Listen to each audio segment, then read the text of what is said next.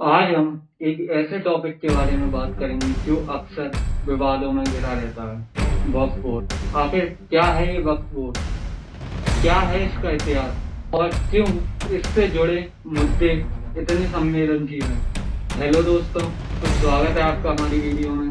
तो आइए इस वक्त के टॉपिक को समझते हैं डिटेल में।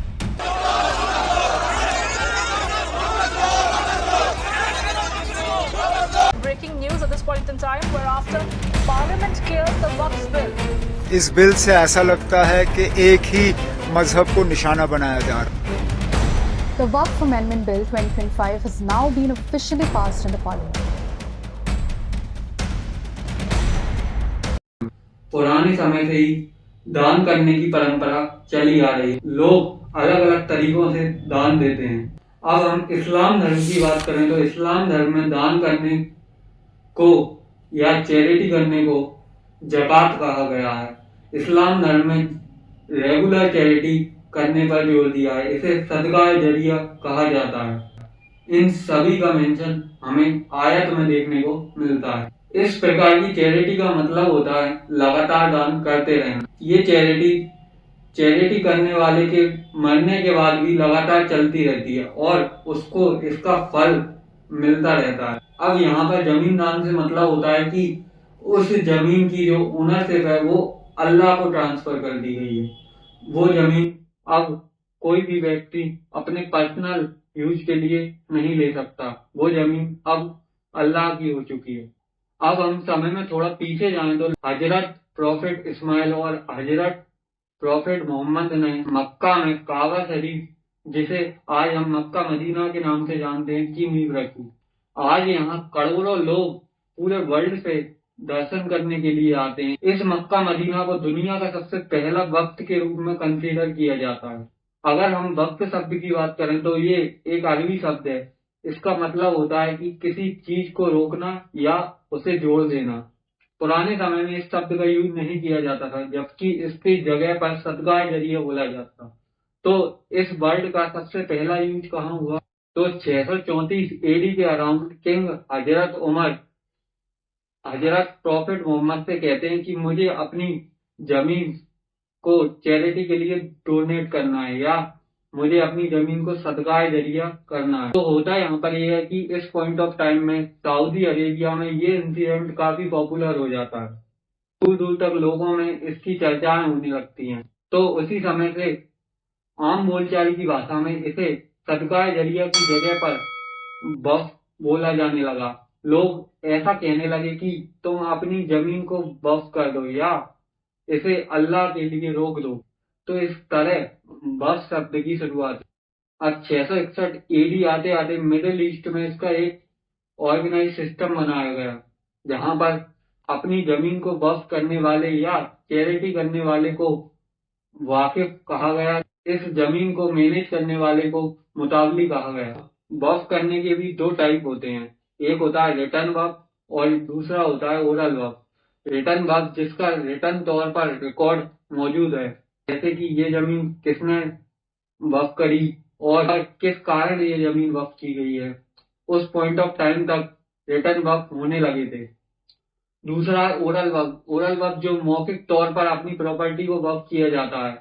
आगे चलकर इस टाइप के वक्फ से हमें काफी सारी परेशानियां देखने को मिली, जिसकी हम आगे वीडियो में बात करेंगे। अब वक्फ में भी कई प्रकार के टाइप होते हैं, जिनमें मेनली हम 3 टाइप की बात करेंगे। पहला है पब्लिक वक्फ। इस वक्फ में प्रॉपर्टी को पब्लिक या लोगों के लिए चैरिटी करने के लिए यूज में लाया जाता है। दूसरा है ख्वासा है पब्लिक वक्फ। इस टाइप के वक्फ में प्रॉपर्टी से जो रेवेन्यू जनरेट हो रहा है उसका कुछ हिस्सा वक्फ करने वाले की फैमिली को दिया जाता है। जैसे कि मान लीजिए वक्फ की जमीन पर कोई दुकान है जहां से रेंट आता है, तो उस रेंट का कुछ हिस्सा वक्फ की फैमिली को दिया जाएगा।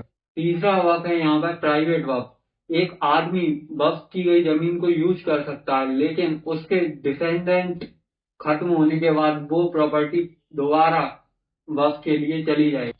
इंडिया में अगर हम वक्त की बात करें तो 1192 एडी के अराउंड मोहम्मद गौरी ने भारत पर आक्रमण किया, जिसमें महाराजा पृथ्वीराज चौहान को हार का मुंह देखना पड़ा। इसी समय से इंडिया में वक्फ की शुरुआत मानी जाती है। उसी समय मोहम्मद गौरी ने इंडिया में कई प्रॉपर्टियां वक्फ करी। इंडिया में जो पहला वक्फ का रिकॉर्ड हमें देखने को मिलता है वो है मुल्तान की जामा मस्जिद के पास के 2 गांवों को मस्जिद के साथ जोड़ दिया गया था। ये मस्जिद आज पाकिस्तान का हिस्सा है, जिसका मुताबिक शेखुल अल इस्लाम को बनाया गया। ये इंफॉर्मेशन हमें फिरोज शाह तुगलक की फिरोज ए तारीख में देखने को मिलती है। इसके बाद इंडिया में प्रॉपर्टी वक्फ करने का ट्रेंड स्टार्ट हो गया। इंडिया में टोटल 8,72,351 वक्फ प्रॉपर्टियां हैं, जो लगभग 9,40,000 एकड़ जमीन में फैली हुई हैं। इनमें वो प्रॉपर्टियां शामिल नहीं है जो ओरल वक्फ की गई हैं, जिनका रिकॉर्ड अभी तक हमारे पास नहीं है। इनकी एस्टिमेटेड वैल्यू 1.2 ट्रिलियन रुपए बताई गई है। इंडिया में वक्फ प्रॉपर्टी रेलवे और आर्मी के बाद तीसरे नंबर पर। अब हम आगे बढ़े तो वक्फ करने का ये सिलसिला मुगलों के समय तक चलता रहता है। कई मुगल शासक आए जिन्होंने अपनी प्रॉपर्टियां वक्फ करी। इसके साथ साथ हिंदू राजा भी कई ऐसे हुए जिन्होंने अपनी प्रॉपर्टियां वक्फ के लिए दान की। सन 1810 तक अंग्रेज भारत में अपने पैर जमा चुके थे और मुगल लगभग भारत से खत्म हो चुके थे। इस पॉइंट ऑफ टाइम तक हमें वक्फ प्रॉपर्टियों में कई करप्शन के मामले देखने को मिले। 1828 में ब्रिटिश गवर्नमेंट ने लैंड रिडक्शन एक्ट लाया, जिसमें वक्फ प्रॉपर्टियों को भी अब से टैक्स देना कंपलसरी कर दिया गया। इंडिया में यह पहली बार था कि किसी बाहर वाले ने वक्फ प्रॉपर्टियों के साथ छेड़छाड़ की थी। इसके बाद 1864 में ये काजी एक्ट लाते हैं, जिसमें वक्फ प्रॉपर्टी के डिस्प्यूट की पावर काजी से हटाकर अब ब्रिटिश कोर्ट को दे दी गई थी। अब से काजी की जगह वक्फ प्रॉपर्टी के डिस्प्यूट को सॉल्व करने की पावर ब्रिटिश सिविल कोर्ट के हाथों में पहुंच गई थी। इसके बाद भी समय समय पर ये कई एक्ट लाते गए, जिससे इस्लाम धर्म को मानने वाले लोग नाखुश थे। ये केवल 1923 ही था जब ब्रिटिश गवर्नमेंट ने वक्फ को लीगली एक्सेप्ट किया। इन्होंने मुसलमानों के लिए वक्फ एक्ट बनाया, जिसमें इन्होंने बताया कि वक्फ प्रॉपर्टियों का ऑफिशियल रिकॉर्ड बनाया जाएगा। हर वक्फ प्रॉपर्टी का रजिस्ट्रेशन होना कंपलसरी कर दिया गया। वक्फ प्रॉपर्टी की इनकम और उसके खर्चों का हिसाब मुतवल्ली द्वारा रखा जाएगा। हर स्टेट में वक्फ बोर्ड बनाए जाएंगे जो मुस्लिम लोगों द्वारा चलाए जाएंगे। इसका प्रेसिडेंट मुस्लिम कमिश्नर को बनाया गया। इस कमिश्नर को इस एक्ट द्वारा कुछ पावर भी दी गई, जैसे ये समन इश्यू कर सकता था और प्रॉपर्टी का सर्वे कर उसे वेरीफाई कर सकता था। अब इंडिया को आजादी मिल जाती है। And the flag of India, our flag, the tricolor, is unfurled. Independent India में मुस्लिम लोग चाहते थे कि बस सिस्टम को लीगल बनाया जाए, जैसा कि अंग्रेजों के समय में था। 1954 में इंडियन गवर्नमेंट वक्फ एक्ट लाती है, जो अंग्रेजों के वक्फ एक्ट 1923 की तरह ही था, जिसमें कुछ माइनर चेंजेस की गए। इसमें बताया गया कि हर स्टेट में वक्फ बोर्ड बनाए जाएंगे। जिन स्टेट में शिया मुसलमानों की संख्या 50% से ज्यादा है, वहां 2 बोर्ड बनाए जाएंगे। इसके अलावा जो जमीन एक बार वक्फ कर दी गई है उसकी ओनरशिप बदली नहीं जा सकती, ना ही उसे खरीदा जा सकता है और ना ही उसे बेचा जा सकता है। अब वक्फ बोर्ड में एक सर्वे कमिश्नर बनाया गया है, जिसका काम वक्फ प्रॉपर्टियों का रिकॉर्ड मेंटेन कर उसे गवर्नमेंट को देना था।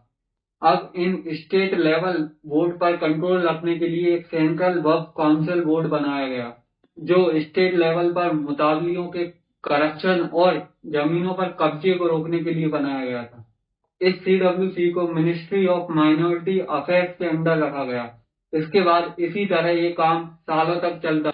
ईयर 1995 में TV नरसिम्हा राव द्वारा एक्ट 1995 लाया गया। इस एक्ट में वक्फ बोर्ड को एक अलग से कोड दिया गया, जिसे वक्फ ट्रिब्यूनल कहा गया, जिसमें 3 मेंबर होते थे, एक सिविल सर्विस से, दूसरा जुडिशरी सर्विस से और तीसरा मुस्लिम लॉ स्पेशलिस्ट।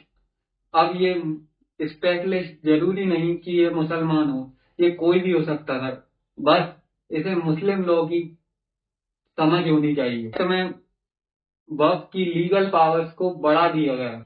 इंडिया में मुस्लिम लोगों की स्थिति जानने के लिए 2005 में सच्चर कमेटी, जो जस्टिस राजेंद्र सच्चर लीड कर रहे थे, उन्होंने भारत में वक्फ प्रॉपर्टियों का सर्वे किया और पाया कि वक्फ प्रॉपर्टी में जो आने वाला रेवेन्यू उस समय था वो 12,000 करोड़ आना चाहिए, लेकिन वक्फ बोर्ड के मुताबिक जो रेवेन्यू आ रहा था वो था 163 करोड़। इस रिपोर्ट में पाया गया कि इंडिया में वक्फ प्रॉपर्टियों का फायदा गरीब मुसलमानों तक नहीं पहुंच पा रहा है। इसका सबसे बड़ा कारण जो यहाँ पर था वो था करप्शन। इंडिया में मुताबिली, लैंड माफिया और गवर्नमेंट इन प्रॉपर्टियों को अपने हिसाब से यूज कर रही थी। इंडिया टुडे ने इसके लिए एक स्टिंग ऑपरेशन किया, जहां मेरठ का एक मुताबिक कमर हेवन एक जमीन को 1.35 करोड़ में बेचने को तैयार हो गया था।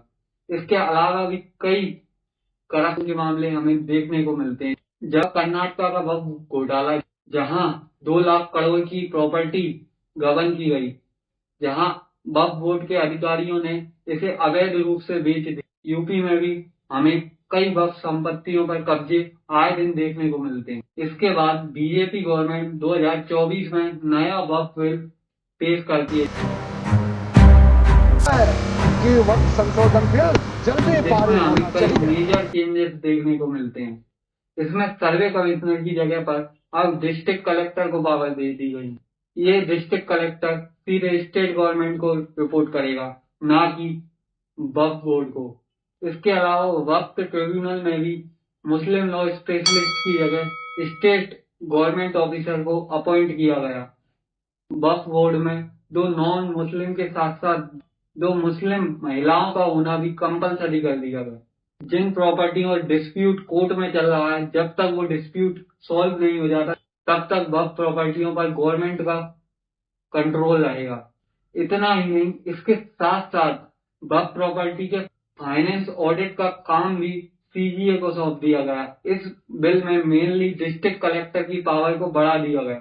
अब ओरल वक्फ को खत्म कर दिया गया। गवर्नमेंट ने यहाँ पर वक्फ ट्रिब्यूनल की पावर को कम करते हुए गवर्नमेंट कलेक्टर की पावर को बढ़ा दिया गया। इससे मुस्लिम कम्युनिटी के लोग काफी भड़के हुए हैं। अब हम करंट सिनेरियो की बात करें तो 3 अप्रैल 2025 को लोकसभा ने इस विधेयक को पास कर दिया है और उसके अगले ही दिन राज्यसभा ने इसको अपनी मंजूरी दे दी है। अब ये कानून केवल राष्ट्रपति द्रौपदी मुर्मू की का इंतजार कर रहा है। सेंट्रल और गवर्नमेंट और वक्फ बोर्ड के बीच गवर्नमेंट का हैंड ऊपर रखा गया है, जिसमें अब सर्वे डिस्ट्रिक्ट कलेक्टर करेगा। तो क्या एक गवर्नमेंट ऑफिसर अपनी ही सरकार के खिलाफ फैसला देगा? और बहुत सी वक्फ प्रॉपर्टियां ऐसी हैं हमारे देश में जिनके डॉक्यूमेंट नहीं है, तो ये प्रॉपर्टियां क्या अब गवर्नमेंट की हो जाएंगी? जबकि मुस्लिम कम्युनिटी के लोग इसे अपनी रिलीजियस इंडिपेंडेंट का उल्लंघन मानते हैं। उन्होंने इसे आर्टिकल 26 का उल्लंघन बताया है। मुस्लिम पर्सनल लॉ बोर्ड और उलेमा ने हिंद जैसे कई बोर्डों ने इस पर अपना विरोध जताया। अब आगे आने वाला समय ही बताएगा कि ये कानून बन पाएगा। अगर बना तो कितने दिन टिक पाएगा, ये तो अब हमें आगे ही देखने को मिलेगा। खैर, हम मिलते हैं आपसे इसकी नेक्स्ट वीडियो में। आपको इस वीडियो में क्या अच्छा लगा वो हमें कमेंट में जरूर बताएं। तो साइनिंग ऑफ फॉर टुडे, तब तक के लिए नमस्कार, बाय।